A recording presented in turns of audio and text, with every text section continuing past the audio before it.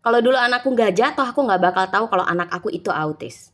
Banyak banget yang nanya kapan Malik ketahuan itu autis. Sebenarnya jujur aku nggak tahu sama sekali karena Malik ini terdiagnosis itu di umur 1,5 tahun, di mana ASD itu nggak begitu kelihatan. Ya namanya anak kecil, cowok, aktif gitu kan ya. Kita pikir ya udah cowok, anak lagi gemes-gemesnya, lagi lucu-lucunya, lagi belajar jalan, oke, fine. Tapi suatu saat eh, Malik itu lagi ke kamar mandi ganti pampers dan karena dia aktif banget kepleset di kamar mandi, jatuh dan dia nangis terus-terusan sampai muntah. Kita pikir itu gegar otak. Nah, ternyata kita bawa ke fase 1 itu dirujuk untuk ke syaraf anak. Setelah di dokter syaraf anak, kita kan permasalahannya jatuh nih, takutnya gegar otak. Dokternya bukan kayak, yaudah bu kita MRI, CT scan atau apa. Dokternya langsung bilang, anak ibu autis. Gimana orang tua mana yang tiba-tiba ketemu dokter langsung bilang ngejudge anaknya autis cuma dari buka pintu doang. Akhirnya, dok ini apa nggak dicek dulu? Ini kan habis jatuh atau gimana? Oke kita CT scan dulu, tapi nanti kita tetap tes darah ya, karena saya curiga anaknya autis. Bu tolong dipanggil anaknya. Malik, nyata dia nggak nengok. Kita pikir ya udah namanya anak cowok lagi main gitu kan ya, yang nggak nengok. Ternyata itu adalah salah satu faktor itu ada ASD atau autisme. Aku sama suamiku cuma lihat-lihatan kayak, hah masa sih autis gitu kan ya. Endingnya kita ikutin aja apa kata dokter, dicek CT scan, ternyata hasilnya oke, cuma ada kayak ya benjol aja abis jatuh dan kemudian disuruh untuk tes bera, dikasih obat tidur. Kita cukup sedih karena anak kecil masih 1,5 tahun, masih baby jatuhnya disuruh dikasih obat tidur dan ternyata di yang bera pertama Malik tidak tidur padahal udah dikasih obat tidur. Kemudian dikasih lagi dosis kedua baru dia bisa tidur. Nah di situ kita udah mulai curiga, ternyata dia bener-bener wah kayaknya ada autis nih. Hasil tes beranya dia itu kan hasilnya harusnya normalnya 90 kalau nggak salah, dia itu cuma 60. Tapi dalam hati tuh kita juga mikir, nggak ASD nggak kayak begini. Karena setahu kita namanya autis itu kontak matanya itu tidak ada. Kita udah pernah ke baby spa yang ada fisioterapisnya, dia bilang oke nih nggak ada masalah.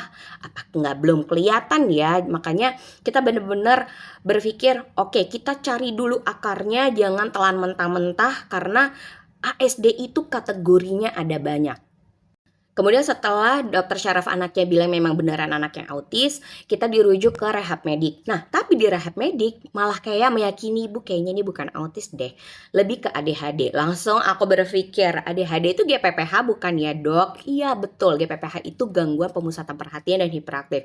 Jeng-jeng, ternyata aku kan memang ternyata ada GPPH di umur 5 tahun ketika waktu aku mau masuk SD. Kayaknya aku udah pernah cerita, atau nanti mau aku bakal cerita lagi tentang kenapa aku GPPH. Nah, ternyata GPPH alias ADHD versi bahasa Inggrisnya ini itu genetik. Jadi otomatis kalau aku punya anak, ada kans besar untuk mendapatkan ADHD. Nah, ADHD ini mirip-mirip banget sama autisme. Nah, di situ kayak kita ada titik terang. Oke, kalau misalnya anak saya ADHD, ada mendekati dengan ASD, apa yang harus dilakukan? Di otakku pertama kali adalah aku mau cari sekolah. Karena kalau misalkan kita dari awal udah cari sekolah, fondasinya udah kuat, nanti ketika kita mau SD, SMP, SMA, itu udah enak. Udah terapi, udah tahu dietnya apa segala macamnya. Pertama kali aku pikirkan adalah sekolah.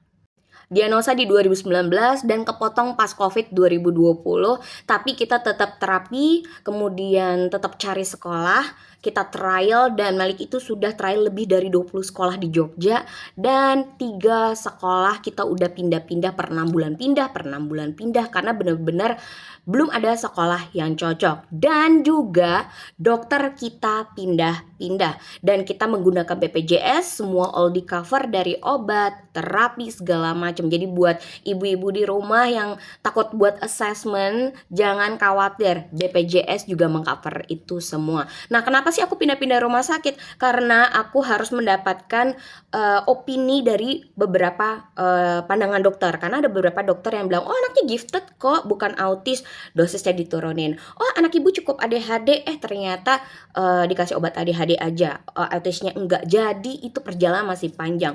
Baru ketahuan tegak diagnosisnya ADHD, ASD, Asperger itu baru di umur 5 tahun.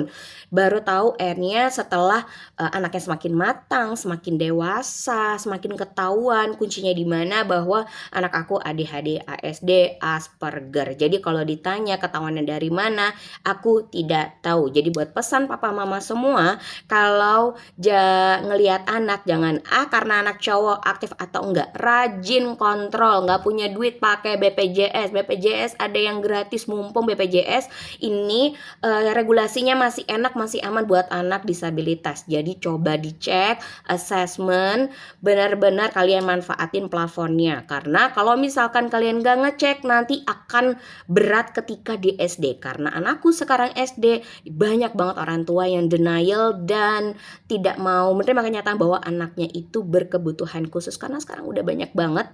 Jadi sebagai orang tua harus benar-benar dicek. Jangan malu, jangan khawatir. Yang kita pikirkan bukan masalah ratapan anaknya kenapa, tapi solusinya kayak gimana demi anak.